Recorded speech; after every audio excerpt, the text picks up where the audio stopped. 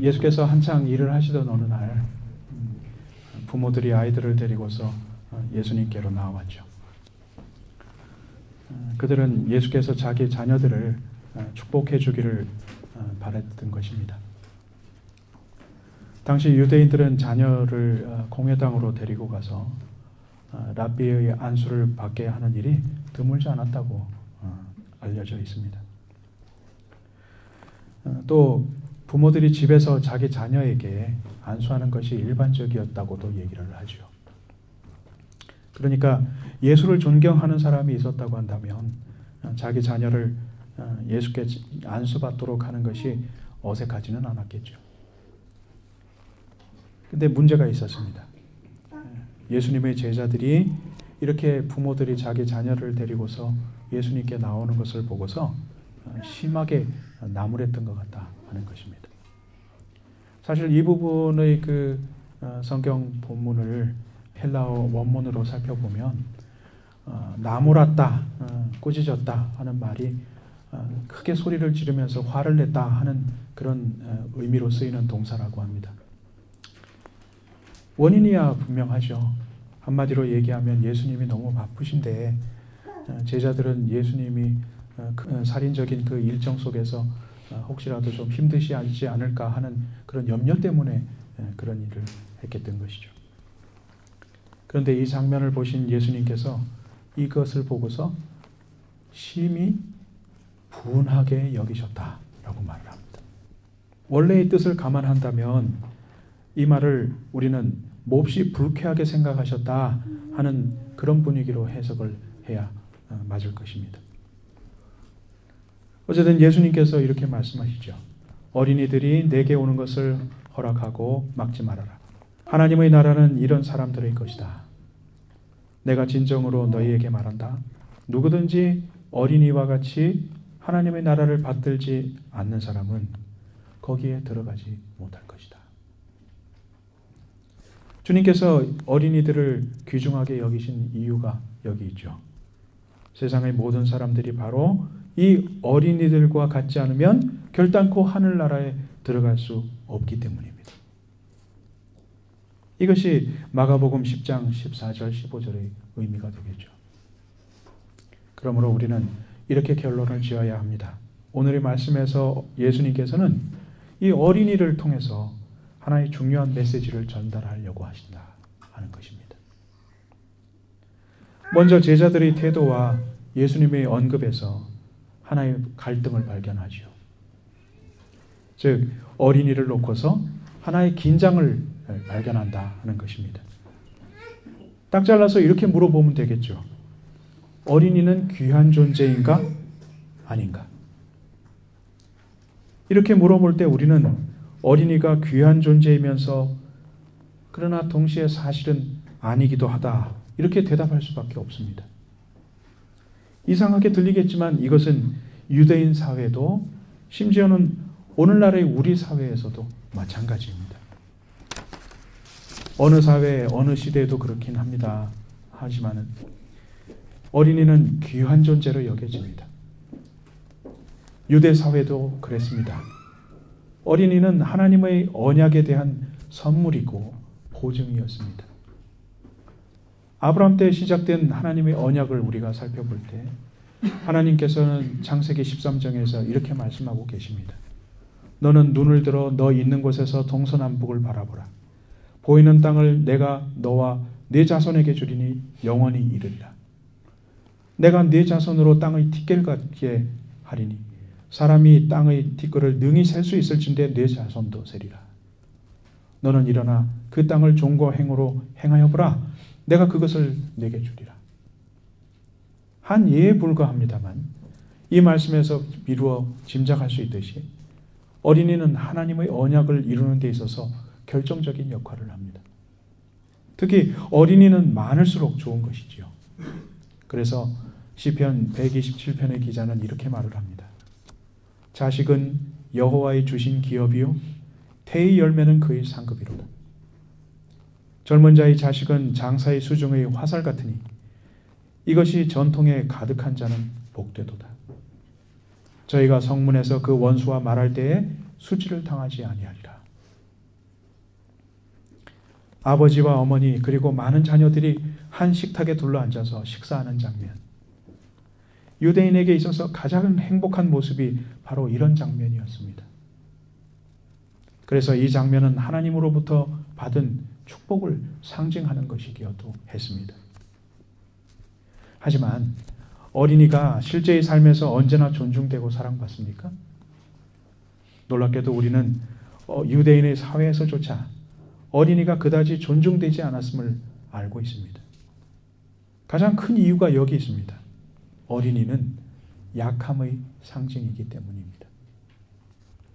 과부, 가난한 자, 병든 자와 어린이, 이런 단어들은 사회에서 언제나 약한 자를 가리키는 상징이었습니다. 어느 사회나 어린이를 존중하자 하고 말은 하지만 현실적으로 노인들이 가장 크고 중요한 자리를 차지하는 것이 전통이고 관습입니다. 부모는 자녀에 대해서 절대적인 권위를 갖고 있고 자녀들은 육체적인 형벌이나 강제를 통해서 교육받습니다. 이것은 유대 사회에서도 마찬가지였습니다. 어린이가 12살이 되어서 율법을 교육받기 이전까지는 종교적으로도 미숙한 사람이라고 생각했습니다. 그래서 앞서 말씀드린 바와 같이 여자, 병든 사람, 가난한 사람과 마찬가지로 어린이는 사회 변두리 집단에 속했던 것입니다. 우리도 마찬가지지요. 행동이 신중하지 못한 사람이 있으면 우리는 늘상 이렇게 말합니다. 언제 어른이 될래?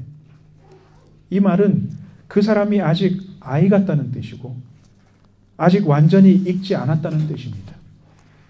따라서 아이는 언제나 모자란 것, 아직도 갈 길이 먼 사람의 동의어로 쓰이곤 했다는 것입니다. 그러고 보면 예수께로 다가오던 아이들을 제자들이 꾸짖은 이유를 어느 정도 이해할 만합니다. 하지만 예수님께서는 오히려 이런 제자들을 꾸짖으셨습니다. 우리는 예수님의 이런 태도가 한 번에 그치지 않았음을 잘 압니다. 바로 앞의 마가복음 9장을 보면 제자들이 누가 더 높으냐를 놓고 다투는 장면이 나오죠. 이때 예수님께서는 어린아이 하나를 데려다가 그를 어른들의 한복판에 세우셨던 사실을 보게 됩니다. 오늘의 본문 마가복음 10장 16절에서도 예수께서는 어린아이를 안아주시고 일일이 축복하셨다고 말하죠. 부모들이 그저 안수기도만 해달라고 했을 뿐인데 예수님께서는 이들을 일일이 안아주시고 거기에 축복기도까지 하셨다는 것입니다.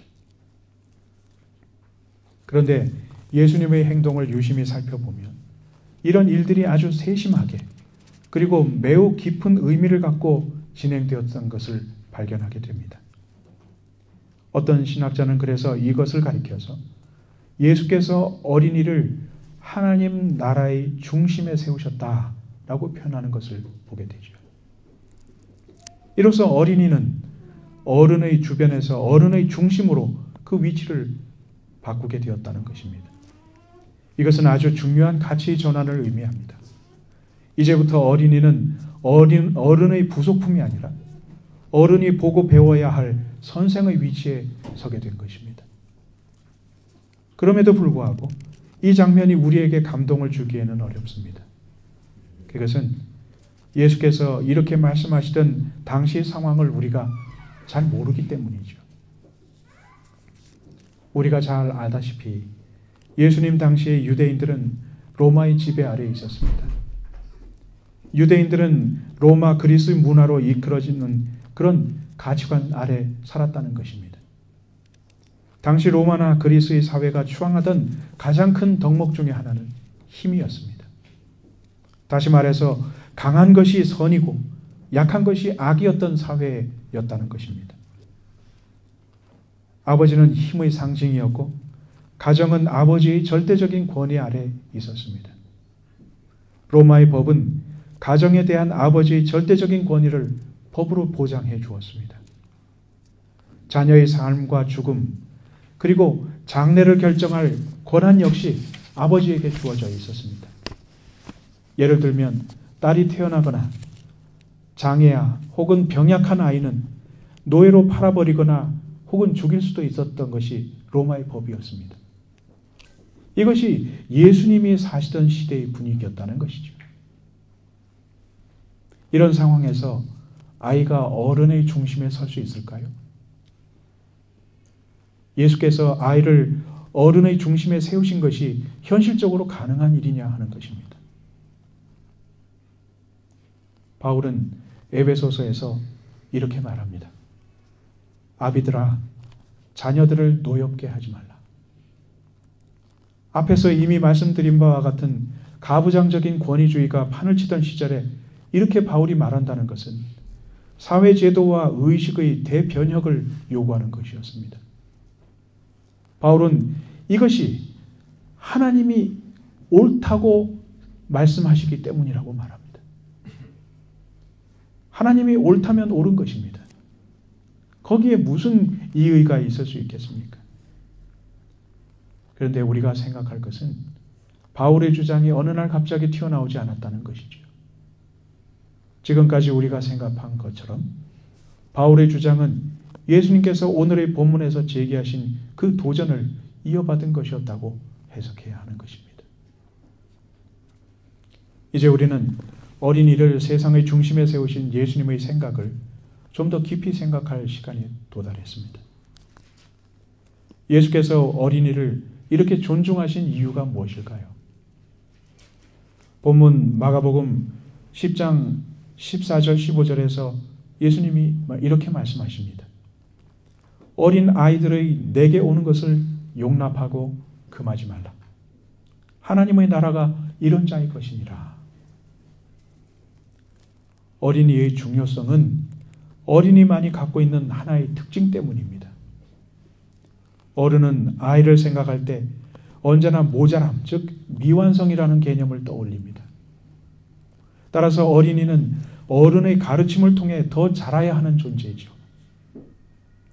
이런 전제 때문에 어른은 언제나 어린이를 가르치려 들고 억압을 해서라도 자신의 가치관이나 심지어는 습관까지 자신이 편하게 생각되는 쪽으로 바꾸려고 합니다. 어른은 편하고 익숙한 것이 진리일 가능성이 있다고 생각하는 경향이 있죠. 하지만 정작 본인은 자신의 이런 습성을 쉽게 깨닫지 못합니다. 여기에서 소위 세대의 갈등이 일어나는 것이죠. 그리고 이 갈등에서 승자는 언제나 어른이 됩니다. 나이와 연륜과 힘, 모든 것을 어른이 쥐고 있기 때문입니다. 그러나 주님께서는 어른들을 향하여서 이렇게 말씀하십니다.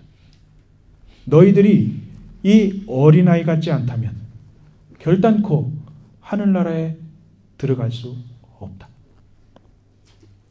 이 말씀을 통해서 주님께서는 어른들이 아이를 존중해야 하는 것을 강조하십니다. 그 아이를 통해서 무엇인가를 오히려 배워야 하기 때문입니다. 어른들이 아이에게 배울 것이 있고 따라서 아이들은 어른들에게 없어서는 안 될, 아니 무시되어서는 안 될 존재로 대우받아야 하는 것입니다. 근데 그 배워야 할 점이 뭘까요? 주님의 말씀을 더욱 자세히 들여다봐야겠죠? 10장 15절의 말씀을 봅니다. 어린아이와 같이 하나님의 나라를 받아들이지 않는 사람은 어린이에게서 어른들이 배워야 할 것이 있습니다. 어린이처럼 하나님의 나라를 받아들여라. 즉 하나님의 나라를 받아들이는 태도가 마치 어린아이와 같아야 한다는 것입니다. 다시 말씀드립니다. 어린아이와 같은 태도로 하나님의 나라를 받아들여야 한다는 것입니다. 그럼 어린아이처럼 이 말하는 내용이 구체적으로 무엇일까요?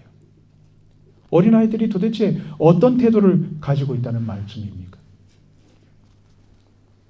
어른은 위기 속에서도 얻을 것과 잃을 것을 계산합니다. 소위 머리가 굵었기 때문입니다. 무엇을 보아도 금방 견적이 나옵니다. 처음과 마지막이 분명히 계산이 된다는 것이죠. 따라서 어른은 남의 말을 그대로 믿으려 하지 않고 자기 나름대로 해석하려고 듭니다. 그러나 아이들은 다릅니다. 아이는 언제나 사람의 말을 있는 그대로 받아들이려 한다는 것이죠. 물론 요즘 아이들이 얼마나 영악한지는 모르겠습니다만 그건 아이들을 그렇게 만든 어른 탓이지 아이 탓은 아닙니다. 어쨌든 오늘 우리 주님의 말씀을 정리하면 이렇게 되겠죠. 하나님의 나라를 어린이처럼 있는 그대로 단순하게 믿지 않고서는 하나님 나라에 들어갈 수 없다. 주님께서는 어린이의 맑은 마음과 단순함을 어른들이 반드시 배워야 한다고 말합니다. 달리 표현해 볼까요? 하나님께서는 우리 어른들이 아이들을 늘 볼 수 있도록 해주셨습니다. 그들을 통해서 하나님의 말씀을 순진무구하게 말씀 그대로 받아들이는 심성을 배우도록 말입니다. 따라서 어린이는 이런 방식으로 어른의 스승이 됩니다. 그들의 맑은 눈동자와 마음을 우리 어른들은 배워야 합니다. 어른에게 언제나 아이를 가르칠 권리만 있는 것은 아닙니다. 때로는 아이로부터 배우기도 해야 합니다. 아이들이 순수하게 세상을 보듯이 어른도 그리해야 합니다. 아이들이 의심과 편견 없이 하나님의 말씀을 받아들이듯이 어른들도 그리해야 합니다. 하나님께서 만드신 세상의 질서와 이치가 이런 것입니다. 어느 쪽도 일방적으로 배우거나 가르치지 못합니다. 어른은 아이를 올바른 품성을 가진 성인으로 가르칠 의무가 있고 아이들은 어른들이 잊었던 순수의 세계를 일깨워야 합니다. 이렇게 모두는 서로를 보완하고 키우기 위해서 존재하는 것입니다. 참으로 신비스러운 하나님의 섭리가 여기에서 드러납니다. 하나님께서는 가난한 자를 부유한 자 옆에 두셨습니다. 가난한 자는 부유한 자에게 동정의 대상으로만 존재하지 않습니다. 가난한 자의 존재로 인해서 부유한 자는 자신의 부와 평안함에 대한 감사를 기억하게 해야 합니다. 따라서 가난한 자는 부유한 자에게 성가신 존재가 아니라 고마운 존재가 되는 것입니다. 세상에 장애인이 많습니다. 그들의 슬픔과 고통은 비장애인에게 자신의 건강이 얼마나 고마운 것인지를 잊지 않도록 일깨웁니다. 그러므로 장애인은 비장애인에게 귀찮고 불쾌한 존재가 아니라 비장애의 감사와 행복을 일깨워주는 고마운 존재인 것이죠. 아이도 마찬가지입니다. 아이는 우리가 늘상 가르치고 키워야 할 의무를 진 대상이 아닙니다. 우리를 순수로 돌아가게 하고 맑은 심성으로 하나님을 만나도록 일깨우는 귀중한 스승입니다. 저는 어린이가 우리 사회에 존재하는 이유를 설명드렸고 그 때문에 어린이가 존중되어야 한다고 말씀드렸습니다. 어른들은 그들로부터 하나님을 믿는 자세를 배워야 합니다. 우리 대부분이 미혼이므로 지금 자기 아기에게서 이것을 배울 수는 없겠지요. 그러면 우선 우리 근처에 있는 아이들에게서라도 배우십시오. 그 아이들의 삶 그 자체에서 배우시는 겁니다. 아이들의 맑은 눈을 자주 그리고 아주 가까이서 들여다보십시오. 그리고 그들의 맑은 영혼을 느끼십시오. 얼르면 웃고 화난 척하면 울려고 하는 그의 모습에서 여러분의 영혼이 하나님의 말씀에 어떻게 예민해져야 하고 어떻게 반응해야 하는지를 배우십시오. 작은 것을 주어도 웃는 그의 모습에서 우리가 어떻게 하나님께 감사해야 되는지를 배워야 합니다. 아이를 보면서 야, 나도 네 땐 그랬다. 이런 식으로 말해서는 안 됩니다. 우리가 아이처럼 변해야 하는 것이지 그들이 우리처럼 되어야 하는 것은 아닙니다. 어린이를 가지신 부모들에게 마지막으로 권면하고자 합니다. 아이들이 지금 나 때문에 누릴 것을 충분히 누리지 못한다. 그것으로 인해서 내 자식에게 자책감을 느끼십니까? 그렇게 하실 필요가 없습니다. 아이들은 물질적인 풍요만으로 길러지지 않습니다. 우리가 하나님을 사랑하는 법을 보십시오. 하나님께서 우리를 세상에서 가장 넉넉하게 살도록 하셨기 때문에 그 하나님을 사랑하지는 않습니다. 그분을 사랑을 느끼기 때문에 환경과는 상관없이 그분을 사랑하는 것입니다. 아이들도 마찬가지입니다. 선물을 가장 많이 사주기 때문에 부모를 사랑하지 않죠. 자기에게 관심과 사랑을 기울여 주기 때문에 자기가 부모에게 있어서 가장 중요한 존재라는 것을 느끼기 때문에 그 부모를 사랑하고 또 자신의 삶에 만족을 느끼는 것입니다. 그러므로 부모 되신 여러분은 자녀에 대해서 당당해야 하고 떳떳해야 합니다. 모자란 삶에도 불구하고 항상 감사하며 찬송하는 모습을 보임으로써 가장 훌륭한 자녀 교육을 하고 있다는 사실을 잊지 않아야 합니다. 그런 긍지 속에서 자란 아이는 나중에 자라서 궁핍함에 대해서도 만족하고 기뻐하는 자세를 배워서 평생을 살 것입니다. 그러니 좋은 선물 사주지 못한 데에 대해서 슬퍼하지 마시고 아이의 손을 붙잡고 하나님께 감사하는 기도를 매일 드림으로써 그를 최고의 자녀 교육으로 나가게 하셔야만 합니다. 이처럼 최상의 자녀 교육의 기회가 누구에게나 주어져 있다고 저는 바라봅니다. 아이들에게 안 좋은 것은 혜택을 덜 누리는 상황이 아닙니다. 부모의 잘못된 염려와 과보입니다. 잘못되고 세속화된 가치관으로 그들을 가르쳐서 절대 손해보지 않고 살도록 하는 그런 교육은 옳지 않습니다. 우리는 그들이 더욱 순수하게 살아가도록 장려해야 하고 그들이 그렇게 살아갈 수 있는 세상으로 이 세상을 오히려 변화시켜야 하는 것이 마땅합니다. 이제 미혼의 교우들에게 권면하고자 합니다. 여러분, 적은 수의 어린이가 우리 곁에 있습니다. 이들은 넉넉한 생활도 좋은 신앙교육도 누리지 못합니다. 부모와 가족들의 사랑을 받을 기회도 적고 사람을 많이 만나서 한국의 정서와 문화를 배울 기회도 적습니다. 그러나 우리가 이들을 사랑으로 쓰다듬고 격려하고 이들의 마음에 우리의 눈높이를 맞추어서 주기를 즐겨한다면 이들은 이 땅에서 천국을 경험할 것입니다.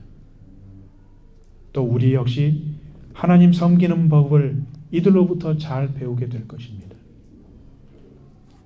부디 우리 어린이들을 사랑하고 많이 칭찬해 주십시오. 예수께서 축복하기를 기뻐하셨던 그 아이들을 늘 가까이 놓고 그들을 축복하며 또 그들로부터 맑은 영혼을 배우셔야만 합니다. 어린이는 우리에게 허락된 하나님의 축복입니다. 예수께서 그들을 일일이 끊어 안으시고 축복하셨던 것처럼 어린이들이 우리의 보호와 격려 가운데 그 한계의 끝을 모르고 마음껏 뻗어나갈 수 있게 되기를 축복합니다. 우리 또한 그들을 닮아가면서 하나님의 나라에 들어가는 법을 어린이들을 통해서 배울 수 있기를 바랍니다. 함께 기도하겠습니다.